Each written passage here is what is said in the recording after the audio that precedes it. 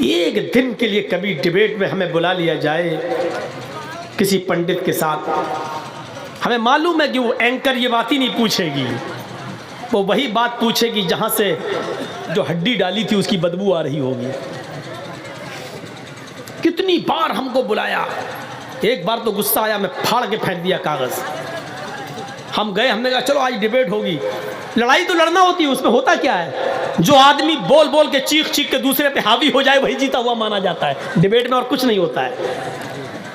हमने सोचा कि चलो आज हम भी चढ़ बैठेंगे किसी के ऊपर, बोलने ही नहीं देंगे, ज्यादा बोलेगा मंत्र पढ़ते चले जाएंगे, इतने मंत्र पढ़ेंगे उसका बाप भी जवाब नहीं दे पाएगा। सोच के हम ये गए थे, बुलाया था हमको एक एंकर वाले, नाम नहीं लेंगे। जब पहुंचे उसके यहाँ तो हाँ आप आ गए जी, वो सवाल की लिस्ट दे दी उसने, आपसे ये सवाल होंगे देख लीजिए आप। बड़े तगड़े सवाल थे, मैं तो हिल गया सवाल पढ़ के। उसमें मेरा भी सवाल था, आप 4 बार पाकिस्तान गए, कहाँ गए, किस जगह गए। हमने कहा अरे ये सवाल भी था उसमें, पढ़ के हिल गया। लेकिन मैंने कहा चलो जवाब देंगे, हावी तो होना है। जब 5 मिनट रह गए डिबेट में जाने के लिए तो दूसरा पर्चा आ गया मेरे पास। कह लगे ये लीजिए। मैंने कहा ये क्या है, कहा जो सवाल किए गए उसकी ये जवाब है। मैं कहा आपसे वो पूछा जाएगा और आपको ये जवाब देना पड़ेगा। बिल्कुल उसका उल्टा जवाब, जो जवाब था वो ऐसे जवाब थे, सवाल का जवाब ऐसा था कि अगर मैं उसके जवाब दे दूं तो शायद मोदी जी अपनी कैबिनेट में हमें बुला लेंगे, ऐसे जवाब थे। मैंने वहीं खड़े होके कहा वहाबी माँ का बेटा हूँ, बिकना कभी गवारा नहीं किया है। सवाल भी तुम्हारे, जवाब भी तुम्हारे। कहने लगे बताइए क्या। मैंने कहा अच्छा मेरा फ़ायदा क्या होगा। बोले सबको 10-10 हज़ार रुपये दे देते हैं, आपको भी दे देंगे। मैंने फाड़ के फेंका और डिबेट से भाग आया, नहीं किया। क्यों? जिन तकरीरों के ज़रिए हमने अपना एक मकाम बनाया और मोदी के फेवर में हम जवाब देकर पूरे हिंदुस्तान के मुसलमानों की नज़र से उतर जाएं, हम अपने लिए अपनी कब्र खोद लें, ये मेरी हिम्मत को, मेरे ज़मीर को गवारा नहीं हुआ। मैंने फाड़ के फेंका और कहा कि जो मौलवी आते हैं डिबेट में उन्हीं से करवा लो, मौलवी जर्जी से नहीं। जितने मुल्ला मौलवी डिबेट में आ रहे हैं मुसलमानों की तरफ से, अल्लाह की कसम सब बिके हुए हैं, सबको 10-10 हज़ार मिलता है, सब बिके हुए हैं। वो जवाब दे सकते हैं लेकिन नहीं देंगे, इस हिसाब से डाउन हो जाते हैं। कोई खतरनाक सवाल वहां चढ़ बैठने की जरूरत है, लेकिन वहां वो जवाब नहीं, खामोश हो जाते हैं, ऐसा वैसा बोलना शुरू कर देते हैं, पता चल जाता है कि हार गया सामने वाला। पात्रा नाम उसका नहीं लूंगा, उससे पहले वाला, हमें बस उसी को हाईलाइट करना है। और आप खुद देख लीजिए समाजवादी पार्टी के आदमी से कौन सा सवाल होता है और संबित पात्रा से सवाल कौन सा होता है। सवाल आपको बता देंगे कि एंकर जो सवाल कर रहा है उसके दिल में क्या है। मजाक हो रहा है आजकल, मजाक। मैंने कभी मीडिया की हकीकत बताई थी कि मीडिया की हकीकत यह है कि अगर समंदर में या पानी में कोई आदमी डूब रहा हो और चिल्ला रहा हो बचाओ बचाओ, और पत्रकार या मीडिया वाले वहां पहुंच जाएं तो डूबेंगे, आदमी डूब रहा है, उसको बचाएंगे नहीं कि उसको बचाएं, कैमरा फेंक के उसको बचाएंगे नहीं, बल्कि उसके मुंह में माइक घुसेड़ के पूछेंगे इस वक्त तुम्हें कैसा लग रहा है, अंदर जाते हुए कैसा महसूस हो रहा है, समुद्र में कितनी मछलियां तुम्हारा स्वागत कर रही हैं। ये मीडिया की हकीकत है। आज किस मीडिया की, उसको बचाएंगे नहीं। इस वक्त देश को बचा नहीं रही है मीडिया, इस वक्त देश को बेचने में चौकीदार की मदद कर रही है, चौकीदार की मदद कर रही है। तो शर्मशुरधारी लंबी दाढ़ी रखेंगे, दाढ़ी में गांठ नहीं लगाएंगे, सदूषक का चोटी नहीं रखेंगे, सर के बाल छिलाएंगे, और चलापी ऊंचे स्वर में आलाप करेंगे, अर्थात आजान देंगे, घंटा नहीं बजाएंगे। लिंग अच्छे दीन, मोहम्मद के मानने वाले, मोहम्मद और मोहम्मद के मानने वाले, अंतिम ऋषि के मानने वाले, सब के सब खतना कराने वाले होंगे। लिंग अच्छे दीन, खतना कराने वाले होंगे। सारो भक्चो मतो मम, और मांस भी खाएंगे और सब्जी भी, सर्वभक्त सब कुछ खाने वाले होंगे। मांसाहारी भी होंगे, शाकाहारी भी होंगे, गोश्त भी खाएंगे, सब्जी भी खाएंगे, लेकिन हर जानवर नहीं खाएंगे, शुद्ध और हलाल जानवर खाएंगे। बिना कौलन चपश्वस्ते शाम, बिना कौल बिना मंत्र के उनके यहाँ कोई जानवर हलाल नहीं होगा। वो जिस जानवर को ज़िबा करेंगे उस पर बिस्मिल्लाह अल्लाहु अकबर पढ़ेंगे, मंत्र पढ़कर जानवर को हलाल करेंगे। इतनी खूबियां उनके अंदर पाई जाएंगी। और इन मानने वालों को मुसलमान तो ही जातियो, उनको मुसलमान के नाम से जाना जाएगा। ये भी मनुस्मृति में लिखा है, ये भी भविष्य पुराण में लिखा है, मुसलमान तो ही जातियो, उनको मुसलमान के नाम से याद किया जाएगा, मुसलमान कहा जा रहा होगा। लीजिए, मोहम्मद साहब के मानने वाले लंबी दाढ़ी रखते हैं, दाढ़ी में गांठ नहीं लगाते हैं, सर के बाल छिलाते हैं लेकिन चोटी नहीं रखते हैं, ऊंचे स्वर में आलाप करके आजान देते हैं, घंटा नहीं बजाते हैं, खतना भी कराते हैं। अल्हम्दुलिल्लाह मुसलमान दो सुन्नतों पर हर हाल में अमल करता है, एक शादी और एक खतना, और सुन्नतों का जनाजा निकाल दिया हो लेकिन ये दो सुन्नतों को जिंदा किए हुए है, एक शादी और एक खतना। इन दोनों सुन्नतों पर आज तक हर मुसलमान का अमल है, तो वो खतना भी करा रहा है और सब कुछ खाता भी है, सब्जी भी खा रहा है और गोश्त भी खा रहा है। और अल्हम्दुलिल्लाह हर जानवर नहीं खाता है, हलाल जानवर खाता है और हर जानवर को मंत्र यानी बिस्मिल्लाह अल्लाहु अकबर पढ़कर ये हलाल करता है। जिस पर अल्लाह का नाम न लिया जाए उस जानवर को खाना वो हराम समझता है।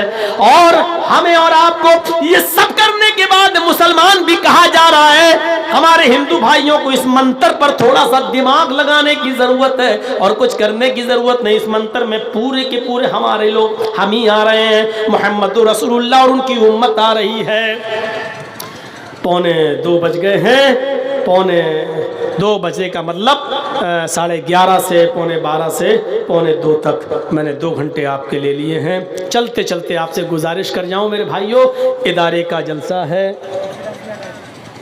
क्या है तो वही तो बोल रहा हूँ यार, इदारे का जलसा है। सब लोगों की बात मानकर आपने चंदा दिया है, थोड़ी मेरी भी मान लीजिए और अब मुझसे कितनी मोहब्बत है उसका इजहार कर दीजिए। मेरे कह देने से और मेरे मुंह खोल देने से आपको जो हो सके आप इस इदारे का ताउन कर दें, दिमाग तक पहुंच जाता। कितनी बाबा रामदेव ने एक तकरीर में भाषण में यही कहा था कि नमाज बेस्ट एक्सरसाइज है, बेस्ट एक्सरसाइज। तो नमाज पढ़िए, पूरे शरीर की एक्सरसाइज नमाज के अंदर होती है। योगी युजीत सतत महात्मानम रहस्य स्थित था, एक भी वक्त की मत छोड़िए वरना धर्म से हट जाओगे। अल्लाह के नबी ने भी यही कहा कि मन तरक सलात मुतअम्मिदन फकत कफर, एक वक्त की भी जानबूझकर छोड़ दी तो मजहब पर कायम नहीं रहोगे, कुफ्र किया उसने। सोचिए, एकाकी चित्तात्म निराशीर परिग्रह, एक अल्लाह से मांगिए, कितना गफूर रहीम है वो। मौलाना जरजीत साहब की यहाँ शादी है, उनके बेटे की शादी है, भाई की शादी है, लोगों को दावत दे रहे हैं लेकिन छांट छांट के दावत दी जा रही है। दुश्मन पे नजर पड़ती है, दुश्मन को दावत नहीं दी जा रही है। ये जिंदगी भर मेरा विरोध करता रहा, आज इसकी दावत कैसे कर दूं। हम किसी को खाना खिलाएंगे तो दोस्त को खाना खिलाएंगे, दुश्मन को अपने घर में हम घुसने भी नहीं देंगे। लेकिन थोड़ी देर के लिए तखय्युल की इशारा पर सवार होकर सोचिए, अल्हम्दुलिल्लाहि रब्बिल आलमीन, हमारा परवरदिगार हमारा रब है जो दोस्त को भी खाना खिलाता है, दुश्मन को भी दे रहा है, मोमिनों को भी दे रहा है, काफिरों को भी दे रहा है। आसमान से बारिश, आसमान से बारिश। आज से तकरीबन 100-150 साल पहले इस भारत के अंदर, इस हिंदुस्तान के अंदर जब बारिश नहीं हुई थी तो साइंटिस्ट ने, साइंसदानों ने बंबई के समंदरों से भाप की शक्ल में उड़ने वाले पानी से बदलियां तैयार की थी और उन बदलियों को बंबई की सरहदों पर पानी की शक्ल में बरसाया था। आप यकीन कीजिए 15 मिनट की बारिश हुई थी। समंदर से उठने वाले लहरों से, पानी की भाप से बदलियां बनाकर जब उसको बरसाया गया तो पता चला कि 15 मिनट की बारिश में भारत का, हमारे इंडिया के 25 साल की इनकम खत्म हो गई। 25 साल पीछे चला गया। 25 साल का असासा, इंडिया की 25 साल की कमाई 10-15 मिनट की बारिश में बर्बाद हो गई। 25 साल की, बंबई के अंदर 15 मिनट बारिश होती है तो पूरे हिंदुस्तान की 25 साल की मेहनत, 25 साल की इनकम बर्बाद हो जाती है, इनकम खत्म हो जाती है। हमारे रब की रहमत पर जरा नजर डालो, कैसी बारिश बरसाता है, पूरे मुल्क में बरसाता है, हर खेत में बरसाता है, हिंदू के भी, मुसलमान के भी, सिख के भी, ईसाई के भी, हर जगह सरसब्ज़ो शादाब लहराती हुई खेतियां पैदा होने लगती हैं। गंदुम, गेहूं और चावल, धान, हर चीज पैदा होती है। मेरे भाइयों, उस दिन की तारीख से फिर समंदर के पानी से भाप बनाकर बदलियां बनाना और उससे बारिश का काम इंडिया गवर्नमेंट ने रोक दिया, क्योंकि इंडिया की कमर टूट रही थी। 25 साल की इनकम बर्बाद हो गई थी। पूरा हिंदुस्तान 25 साल पीछे चला गया था। अब आप अंदाजा लगाएं कितना बड़ा वो गफूर रहीम है जो मूसलाधार बारिश बरसाता है। एक दिन के लिए पूरे हिंदुस्तान की लाइट अगर जला दी जाए और गवर्नमेंट उसका टैक्स न ले, तो आप ईमानदारी के साथ बताइए कि एक दिन की लाइट में कितना खर्चा आ जाएगा। एक दिन की लाइट अगर जल जाए तो एक दिन की लाइट पर आप गौर करेंगे तो कितनी कमाई में, गवर्नमेंट मना कर दे कि हमें बिल नहीं चाहिए तो कितना नुकसान होगा उसका। एक दिन पूरे हिंदुस्तान की लाइट का बिल न लिया जाए, उसका मीटर की रीडिंग न चले तो इंडिया कितने पीछे चला जाएगा। 9 करोड़ 30 लाख मील की ऊंचाई पर चमकने वाला सूरज, 1 करोड़ 40 लाख डिग्री सेंटीग्रेड गर्मी जो मिल रही है हमें और आपको, मेरे भाइयों, आज तक हमारे परवरदिगार ने उस पर हमसे बिल नहीं मांगा।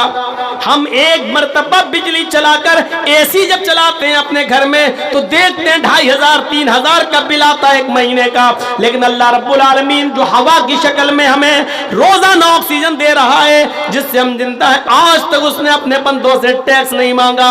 मेरे बंदो, हमें टैक्स दो, हमने पानी दिया। मेरे बंदो, हमने हवा दी, टैक्स दो। मेरे बंदो, हमने सूरज की रोशनी से तुम्हारा गल्ला पकाया, हमें टैक्स दो। कुछ नहीं मांगा। उसने मांगा तो सिर्फ इतना मांगा कि वमा खलक़तुल जिन्ना वल इंसा इल्ला लियअबुदून। ओ मेरे बंदे, तू मस्जिद में आ जा, मेरे घर में आ जा, इन तमाम नेमतों के बदले में बस अपना माथा मेरे घर में, अपनी जमीन, मेरी जमीन पर रख दे, ताकि इस बात का ऐलान हो जाए कि तू मेरा गुलाम है, मैं तेरा मालिक हूं। तू इस बात को कबूल कर ले कि अल्लाह, मैं तो तेरा गुलाम हूं, तू मेरा मालिक है। बस तू मुझे अपना मालिक मान ले और मेरे सामने अपने गुलाम होने का इकरार कर ले, अपनी नाक जमीन पर रगड़ दे, ताकि मैं यकीन कर लूं कि मेरा बंदा मेरे सामने जलील हो गया, यानी उसने मुझे इज्जत वाला मान लिया और मेरे सामने अपने आप को जलील कर लिया। आए मेरे बंदो, तुम जितना मेरे सामने अपनी नाक रगड़ोगे, जमीन पर जितने सजदे करोगे, अल्लाह मुझे कसम है अपने इज्जत और जलाल की, मैं लोगों के सामने तुम्हें उतना ही महान बना दूंगा, मैं लोगों के नजरों में उतना ही तुम्हें इज्जतदार बना दूंगा। जितना तुम मेरे सामने जलील होगे और अपनी नाक रगड़ोगे, मैं लोगों के सामने तुम्हें उतना ही बाइज्जत कर दूंगा। आज देख लीजिए, 5 वक्त का नमाजी और जितना बड़ा तहज्जुद गुजार होगा, लोग उसकी कितनी इज्जत करते हैं। आइए साहब, मौलाना हमारे बेटे के लिए दुआ कर दीजिए। आप तहज्जुद पढ़ते हैं, आप लोगों की नजरों में बाइज्जत बना दिया। क्यों? क्योंकि हमने अल्लाह के सामने अपने आप को जलील किया है, और जो बंदा अपने आप को अल्लाह के सामने जलील करना सीख ले, अल्लाह उसको कभी लोगों के सामने जलील नहीं होने देगा। यही तो इस्लाम है। आज नक्शे देखिए, एक मंदिर मुझे पूरे हिंदुस्तान में बता दीजिए कि जहां हरिजन, शूद्र और ब्राह्मण एक ही साथ पूजा किए हो। पूरे भारत में एक मंदिर बता दो हमें, एक मंदिर। नहीं है। ब्राह्मणों के मंदिर में शूद्र नहीं जा सकता, शूद्र के मंदिर में ब्राह्मण नहीं जा सकता। धोखे से अगर ब्राह्मणों के मंदिर में शूद्र चला गया तो फिर उस मंदिर को गंगा के पवित्र जल से धोया जाएगा, क्योंकि शूद्र के आने से वो मंदिर अपवित्र हो गया, नापाक हो गया।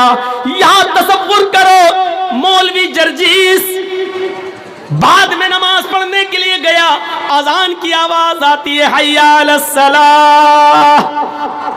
गांव का एक आदमी है, वो बेचारा रिक्शा चलाता है, टैक्सी चलाता है, ई रिक्शा चलाता है, बैटरी वाला रिक्शा। शाम तक मेहनत करके 100-200 रुपए कमाकर अपने बीवी बच्चों को खिलाता है। अजान की आवाज सुनकर वो पहली सफ में जाकर बैठ गया। सुन्नत पढ़ता है, पहली सफ भर जाती है, 2 मिनट रह जाते हैं जमात में। मौलाना जर्जीस मस्जिद में जाते हैं, उनको सबसे पिछली वाली सफ में जगह मिलती है। अल्लाह की कसम, जर्जीस साहब लोगों की नजरों में बहुत मुबारक हैं, बहुत बड़ी हस्ती माने जाते हैं, बहुत इज्जत की नजरों से देखे जाते हैं। लेकिन जर्जीस साहब में इतनी हिम्मत नहीं है कि आगे सफ में खड़े होकर उस गरीब आदमी को, उस रिक्शे वाले से ये कह दें कि चलो तुम पीछे नमाज पढ़ लो, मुझे आगे आ जाने दो। जर्जीस साहब को यह अथॉरिटी कुरान नहीं देता है, यह हदीस नहीं देती है कि हम किसी को अगली सफ से हटाकर पीछे कर दें। वो अलग बात है कि मेरी इज्जत और एहतराम में वो आदमी खुद हट जाए और हमें अपने आप आगे खड़ा कर दे, वो एक अलग मसला है। लेकिन अगर वो नहीं आना चाहता है, अगली सफ का सवाब लेना चाहता है, तो जर्जीस साहब को पावर नहीं है कि उस आदमी को पीछा कर दे। जर्जीस क्या बेचता है? सऊदिया की सरजमीन पर अजान की आवाज आए, एक गरीब आदमी, सऊदी में रिक्शा चलाने वाला आदमी पहली सफ में जाकर बैठ जाता है। इमाम हरम के पीछे नमाज पढ़ेंगे, 1 रकात का सवाब 1 लाख रकात के बराबर है, और पहली सफ का सवाब तो और ज्यादा है। लेकिन अब सऊदिया का बादशाह आता है, उसको पहली सफ में जगह नहीं मिलती है। अल्लाह की कसम, सऊदी के बादशाह को भी ये पावर हासिल नहीं है कि अगली सफ से उस गरीब, उस टैक्सी ड्राइवर को, उस रिक्शा चालक को आगे की सफ से हटाकर पीछे खड़ा करके खुद आगे बढ़ जाए। सुनो, आए सऊदिया के बादशाह, ये तुम्हारे बाप का घर नहीं है जहां तुम अपनी मनमानी चलाओ। ये गरीब बंदा मेरा है और मेरे घर में आया है, मेरे घर से उसको अगली सफ से दूर करने का पावर मैं तुम्हें नहीं देता। अपने घर में न घुसने दो, अपनी बिल्डिंग में न घुसने दो, सड़क और चौराहे पर उसको अलग थलग कर दो, वहां तुम मालिक हो। लेकिन ये मेरे घर में आया है, खाने खुदा में आया है, खाने काबा में आया है, मेरे घर में आया है, गरीब है तो क्या हुआ है, मेरी इबादत के लिए आया है। आए सऊदी के बादशाह, तुझे ये पावर नहीं है कि उसको अगली सफ से हटाकर पीछे खड़ा कर दे। एक ही सफ में खड़े हो गए महमूद और अयाज, न कोई बंदा रहा न कोई बंदा नवाज। ये मेरे भाइयों, ये इस्लाम बराबरी का हक देता है। अमीर और गरीबी के फर्क को अगर कोई मिटाता है तो इस्लाम मिटाता है। अमीर और गरीब के घमंड को अगर कोई दूर करता है तो इस्लाम दूर करता है। मेरे भाइयों, इस्लाम ने साफ कह दिया, ला कुल्लुकुम बनी आदम व आदम मिन तुराब, तुम सब आदम की औलाद हो, आदम मिट्टी से पैदा हुए थे, तुम सब मिट्टी से पैदा हुए हो। और ला फज़्ल लिअरबिय्यिन अला अजमी, किसी अरब के रहने वाले को गैर अरब पर कोई फौकियत नहीं है, किसी गैर अरब के रहने वाले को अरब के रहने वाले पर कोई फौकियत नहीं है, किसी गोरे को काले पर कोई दर्जा नहीं है, किसी काले को गोरे पर कोई दर्जा नहीं है, सब बराबर हैं। अल्लाह के नबी सल्लल्लाहु अलैहि वसल्लम जब मेराज से वापस आए तो मस्जिद के अंदर खड़े होकर आप चीख चीख कर कह रहे थे, ऐनल बिलाल, ऐन बिलाल, ऐन बिलाल, बिलाल कहाँ है? और बिलाल हाथ उठाकर कहते लब्बैक सादिक, ऐ अल्लाह के नबी मैं यहाँ हूँ, मैं यहाँ हूँ। आपने कहा बिलाल, मुझे अल्लाह ने जन्नत दिखाई, मैंने जन्नत में जूतों की आवाज सुनी, मैंने जिब्राइल से पूछा ये जूतों की आवाज जन्नत में किसकी है? यहाँ तो कोई चल नहीं रहा है। जिब्राइल ने बताया ये तुम्हारे सहाबी हैं बिलाल, ये बिलाल के जूतों की आवाज है, वो तुम्हें सुनाई दे रही है। यानी अल्लाह ताला तुम्हें ये बतला रहा है कि मैं बिलाल को जन्नत देकर रहूंगा, मैंने बिलाल को जन्नत में दाखिल कर दिया। आए बिलाल, अल्लाह ने मुझे जन्नत में तुम्हें जन्नती होने का सर्टिफिकेट दे दिया। आए बिलाल, तुम ऐसा कौन सा अमल करते हो हजरत बिलाल कहने लगे पता नहीं मुझे अल्लाह ने जन्नती कैसे कह दिया, मैं तो आम लोगों की तरह अमल करता हूँ। हाँ एक अमल ऐसा है जो और लोगों में मैं नहीं देखता हूँ। कहा वो कौन सा अमल है? फरमाया कि मेरा वुजू जब भी टूटता है, जब भी मैं बेवुजू होता हूँ, जब भी पेशाब पायखाना करके आता हूँ, मैं बेवुजू होता हूँ, फौरन वुजू बना लेता हूँ और वुजू बनाने के बाद मैं 2 रकात तहियतुल वुजू जरूर पढ़ता हूँ। मैं कभी बेवुजू नहीं रहता हूँ, वुजू बनाने के बाद तहियतुल वुजू मैं जरूर पढ़ता हूँ जितनी अल्लाह मुझे तौफीक देता है। आवाज आती है मोहम्मद रसूलुल्लाह की तरफ से, आए बिलाल यही वो नेक अमल है जिसने तुम्हें जन्नती बना दिया है, जो और लोग नहीं करते हैं। ये अल्लाह ताला ने तुम्हें जन्नती बना दिया है। इतना कहना तब बिलाल की जबान से जुमले निकले थे कि मैं बेवुजू कभी नहीं रहता। वो बिलाल जिससे लड़कियां निकाह करने के लिए तैयार नहीं थी, कि जिनके होंठ मोटे मोटे थे, हबशी थे, काले कलूटे थे, जिसके पास निकाह का पैगाम भेजते थे लड़की उनसे निकाह करने का इनकार कर दिया करती थी। लेकिन जब बिलाल की जन्नती होने का ऐलान साहबा ने सुना तो साहबा उसी मस्जिद में बैठे बैठे चीखने लगे, आए बिलाल मेरे घर चलो, मेरी ये खूबसूरत बेटी है, एक नजर मेरी बेटी को देख लो, मैं अपनी बेटी का निकाह तुम्हारे साथ करने को तैयार हूँ। तुम्हारी सोहबत में मेरी बेटी रहेगी तो वो भी नेक अमल करेगी, शायद वो भी जन्नती हो जाए और दीनदार लड़के से निकाह कराने के बदले में अल्लाह मुझे भी जन्नत दे दे। आए बिलाल चलो चलो मेरे घर चलो और एक नजर मेरी बेटी को देख लो। उधर से दूसरे सहाबी कहते हैं, आए बिलाल पहले उन्होंने कह दिया है उनकी बेटी देख लो, अगर पसंद आ जाए तो ठीक, अगर ना आए तो मेरे घर आ जाना, मेरे पास भी चांद का एक टुकड़ा है, मेरे पास भी एक बेटी है, उसको देख लो, एक नजर मैं भी अपनी बेटी का निकाह तुम्हारे साथ करने को तैयार हूँ। हमारा समाज अपनी बेटियों के लिए कौन से लड़के तलाश कर रहा है, हमारा समाज अपने बेटों के लिए, अपनी बेटियों के लिए कौन से दामाद ढूंढ रहा है, कौन से लड़के तलाश कर रहा है। और सहाबा कैसे कैसे दामाद ढूंढा करते थे। जलसों से इबरत हासिल करो और सीखो सीखो, ये इस्लामी मसावात है। आज मंदिर में चले जाइए आप, किसी भी मंदिर में आप देख लीजिएगा, आज तक हरिजन ब्राह्मण के मंदिर में नहीं जा सका। जिस धर्म के अंदर यह लिखा हो ब्रह्मा ने अपने मुंह से ब्राह्मण को पैदा किया, हाथों से छत्री को पैदा किया, रान से वेश को पैदा किया और पैरों के तलवे से शूद्र को पैदा किया। मेरे भाइयों, जो धर्म ये शिक्षा देता हो कि पैरों से पैदा होने वाला शूद्र है, जिसको ब्रह्मा ने अपने पैरों से पैदा किया हो, उसमें शूद्र को इज्जत कहां मिल जाएगी। जिस धर्म में साफ लिखा हो ब्राह्मण अगर किसी शूद्र की लड़की पर नजर डाल दे और पसंद आ जाए तो शूद्र को चाहिए कि अपनी लड़की लाकर ब्राह्मण को दे दे। लेकिन अगर ब्राह्मण की लड़की किसी शूद्र को पसंद आ जाए और वो ब्राह्मण की लड़की पर गलत नजर डाल दे तो राजा को चाहिए कि शूद्र जिसने अपनी आंखों से ब्राह्मण की लड़की को देखा है उसकी दोनों आंखों में तांबा पिघला कर डाल दे, तेजाब पिघला के डाल के उसको अंधा कर दे। ये लिखा हुआ है। ब्राह्मण किसी गरीब की लड़की को देख ले शूद्र की तो शूद्र को चाहिए कि अपनी लड़की ब्राह्मण को दे दे, मौज करे, मस्ती करे। लेकिन शूद्र अगर किसी ब्राह्मण की लड़की को देख ले तो राजा को यानी उस इलाके के बादशाह को चाहिए कि उस शूद्र को पकड़ के उसकी दोनों आंखें फोड़ दे। ब्राह्मण वेद पढ़ सकता है बस, अगर शूद्र वेद को पढ़ ले तो उसकी जबान काट डालो, वेद छू ले तो हाथ काट डालो। अगर ब्राह्मण वेद पढ़ रहा है और शूद्र उसको सुन ले तो उसके कान में शीशा पिघला के डाल के उसको बहरा कर दो। ये शिक्षा हो जिस धर्म की मेरे भाइयों, वहां कहां पढ़ाई लिखाई आएगी, कहां इल्म का समंदर बहेगा। यहाँ कुरान, यहाँ अल्लाह के नबी को देखिए, फरमा रहे खैरुकुम मन तअल्लमल कुरान व अल्लमा, सबसे बेहतर लोग वो हैं जो कुरान को सीखते और सिखाते हैं। यहाँ अल्लाह के नबी फरमाते हैं तलबुल इल्म फरीदतुन अला कुल्ली मुस्लिम, हर मुसलमान पर इल्म का हासिल करना फर्ज है। ये नहीं कहा खान इल्म हासिल करे अंसारी नहीं, अंसारी करे राजपूत नहीं, तेली नहीं, शेरशाहबादी करे सुरजापुरी नहीं, सुरजापुरी करे शेरशाहबादी नहीं, ये नहीं कहा, बल्कि क्या कहा, हर मुसलमान पर फर्ज है कि वो इल्म दीन हासिल करे। यहाँ ब्राह्मण को पढ़ने का हक है, शूद्र को नहीं। शूद्र अगर पढ़ ले तो जबान काट डालो, सुन ले तो कानों को बहरा कर दे, छू ले तो हाथ काट डालो। ये सूरत हाल है हमारे। तो अल्लाह ताला शिर्क बर्दाश्त नहीं करता है।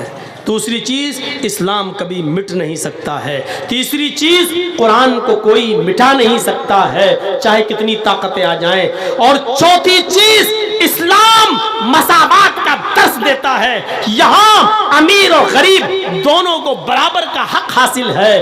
अगर अमीर जुर्म करता है तो उसको भी सजा मिलेगी, गरीब करता है तो उसको भी मिलेगी। और इसकी जीती जागती तस्वीर है बनो वो कबीले, एक औरत जो लड़की थी फातिमा नाम की, और वो पकड़ के जब लाई गई, कहा अल्लाह के रसूल इसने चोरी की है, चोरी। अल्लाह के रसूल ने पूछा कितनी मिकदार को पहुंच रही थी, उसके बारे में फरमाया कि इसके हाथ काट डालो, क्योंकि इसने इतनी चोरी की कि हाथ काटना बनता है। कहा अल्लाह के नबी बड़े ऊंचे घराने की है, बड़े अमीर घर की बेटी है, नाक कट जाएगी अगर इसका हाथ काटा गया। तो आपने ये जवाब दिया, पहले जमाने की उम्मतें इसीलिए तो बर्बाद हुई, उनके उमरा जब जुर्म करते थे तो सजा नहीं दी जाती थी, गुरबा जब जुर्म करते थे तो उनको सजा दी जाती थी।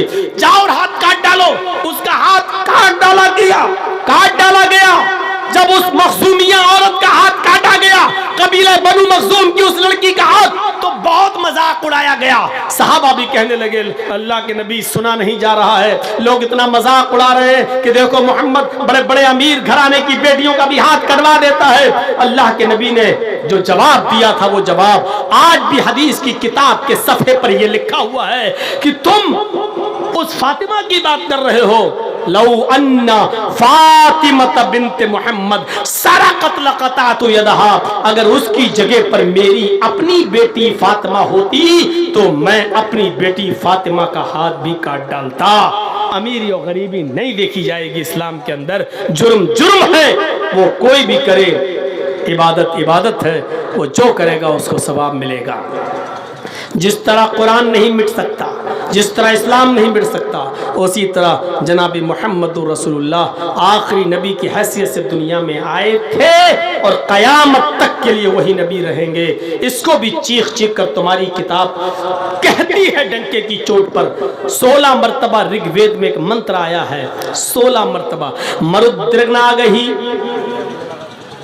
प्रत्यत्यम चारुम धर्म गोपी थाए पुरहु यसे मरुद्रगनागहि। मरु मनुष्य, अग्नि आग, मिट्टी और आग से पैदा होने वाली मखलूक। प्रत्यत्यम चारोम धर्म गोपी थाए पुरहु यसे, है मिट्टी और है आग से पैदा होने वाली सृष्टि। मिट्टी से पैदा होने वाला इंसान और आग से पैदा होने वाला जिन। तो गोया के है इंसान और है जिन्ना, तो तुम ईश्वर की किन किन कृपाओं का उल्लंघन करोगे, किन किन नेमतों का इनकार करोगे। देखा जाए तो गोया कि ये तर्जुमा है फ़बअय्यि आलाइ रब्बिकुमा तुकज़्ज़िबान का। हाय इंसानों, हाय जिन्नातों, तुम अपने रब की कौन कौन सी नेमतों को ठुकराओगे, कौन कौन सी नेमतों को झुठलाओगे। ये तर्जुमा है। प्रत्यत्यम चारुन धर्म गोपी थाय पुरहुयसे मरुद्रगनागहि।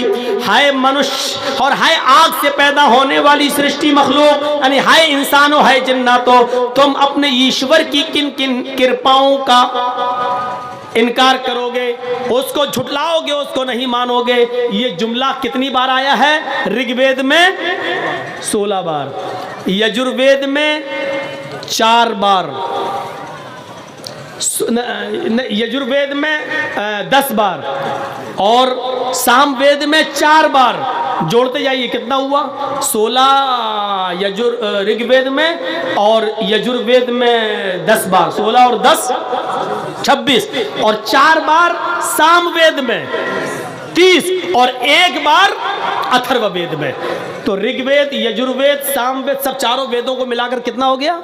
31। इसके बाद लिखा हुआ है यही मंत्र 31 बार जिस किताब के अंदर आएगा वो किताब अंतिम पुस्तक होगी, वही किताब सत्य होगी और वही किताब आखिरी किताब होगी, वो ईश्वर की तरफ से नाजिल की हुई किताब होगी।